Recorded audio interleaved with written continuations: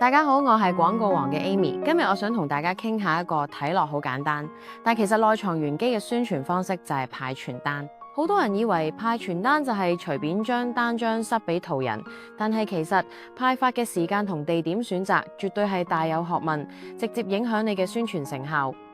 點解話有學問呢？因為一個正確嘅派發策略可以令你嘅傳單精準咁去到目標客戶手上，大大提高佢哋嘅閱讀率同之後嘅轉化機會。相反，如果時間地點揀得唔好，就好容易令到傳單石沉大海，浪費資源。首先，我哋講下時間選擇嘅攻略，關鍵就係要配合你目標客群嘅作息時間同活動規律。例如，如果你嘅目標係辦公室人士，咁喺佢哋返工、放工或者午膳時段喺相關商業區派發，效果就會比較好。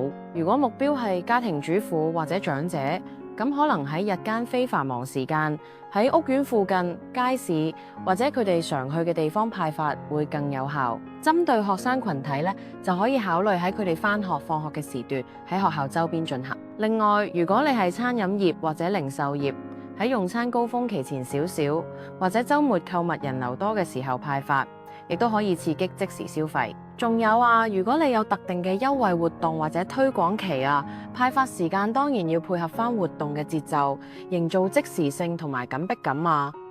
跟住咁，我哋睇下地點選擇嘅攻略啦。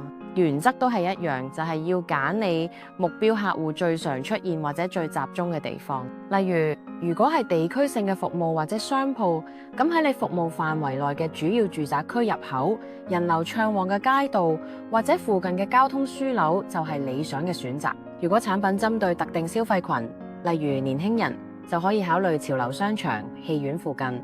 如果係高端產品，就可以考慮高級住宅區或者相關嘅會所。行業特性亦都要考慮，例如補習社喺學校區派，美容院喺女士們常去嘅商場或者商業樓宇派，都會事半功倍。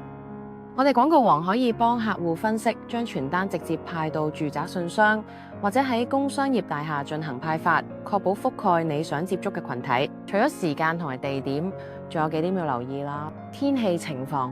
惡劣天氣會影響途人接收傳單嘅意欲，派發人員嘅形象同埋態度專業友善嘅派發員可以提升品牌形象。傳單設計本身呢，一個吸引嘅設計呢，先會令人想接想睇。喺廣告王，我哋擁有號稱全澳最大嘅專業傳單派發團隊，唔單止會為客戶分析最佳嘅派發時間同地點，仲可以根據你嘅需求制定專屬嘅派發方案，確保你嘅每一分廣告預算都用得其所。